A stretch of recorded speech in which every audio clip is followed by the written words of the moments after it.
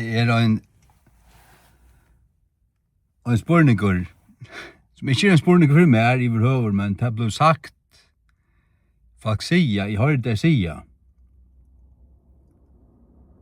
onker tro på det over i utenlandet, og i øren London, katolske London, så virker her, og kommer hjem og sier til at katolikkene de som lever.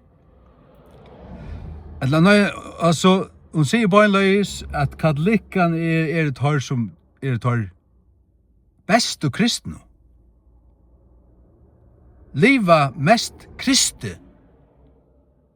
Eller faktisk tar mest kristne. Men la meg at løse at han spurningen oppfyr der. Så at du skal vite og skilja og suttja.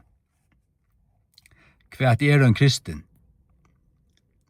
En kristen en som F-R-E-L-S-T-O-R. Det en som løyder og hattler seg fullkomlig av Jesu Kristi fullgjørda versk. Og det ikke en som endelig, altså han ikke kristen til han så pena lufs tråd.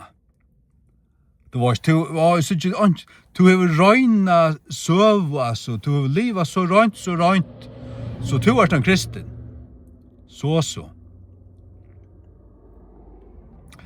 Det kan nemlig være sånn nemligane og i førene til øyne som ikke frelstur, men som vevner etter å være, og som arbeider på det i egen kraft, men ikke lyder fullt og fast av Jesus Kristus fullgjørda versk, men akkurat til at han ikke gjør det, til må han være så streng og visse, at det eneste han hever til det utvorteslige, men han ikke hever hjärsta substansen.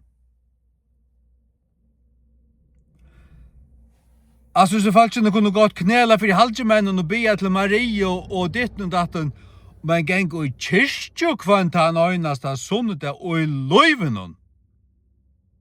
Og livas for så vidt plett frukt, men være frelst.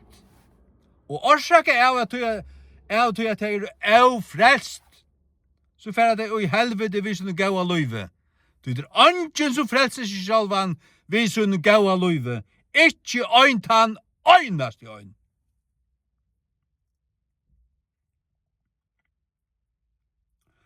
Så kommer man atter her til den evangeliska parten av heimen, lutherska, vi som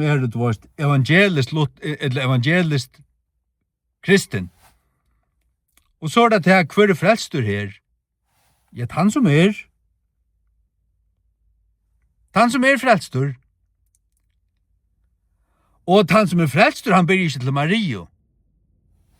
Han knellar ikke for halvdjemennen. Han ber ikke til sankta ditt og sankta datt, tendrar stiger innljøs framfor hæsun, og signar seg og vevnar det besta, og arbeider på det. Når han kviler i Jesus Kristus fullgjørda verket, så kan det være at han frelste årsak av at han kviler i en fullgjørda verket, at mangsløyk kanska ikke hava så fullkomnan lufstra.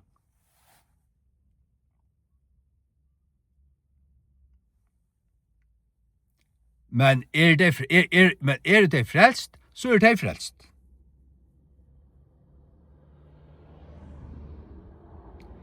Ta kviler av Jesu Kristi fullgjørda verset, og hver vutt du stender uitui, og løydra til øyna og aløyna.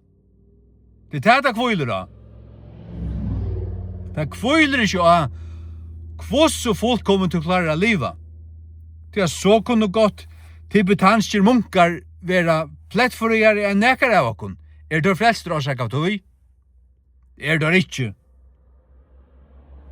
Det ikke. Så for tog man katolikker kan kalla seg kristna, og gengu i kyrkjo, og knela ved et altar, og eta en runda vaffel og drekka en kjatta og talga om 5% Matteus og en fra vikina. Det gjør han ikke til godspaten. Han er Guds barn, hvis han personlig frelstur. Han ikke det, så fer han etter høtten hon og i helvete.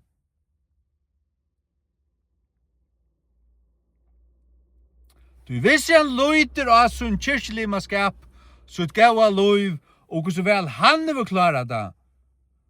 Og han fer framfor god vid tøy, og letten sin egne rettvise, sin egne gav, og hvordan godt han vil klare det. Det stender ikke mat. Han er en religiøsur klodde, ikke anna, ikke en kristen. Men han som hever livet jakken løyve, som frelstor, lite av Jesus, og kanskje han har onker ting svipsa, men han er kommet atter, og hans hjertans alit er øyne og aløyne av Jesu fullgjørda versk. Det her han stender nu.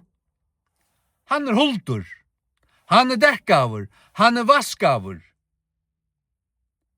Tog jeg til årsak av det som Jesus gjør det, at vi er røyn for gode. Men som tryggvande så er det tevet løyde og bæra til.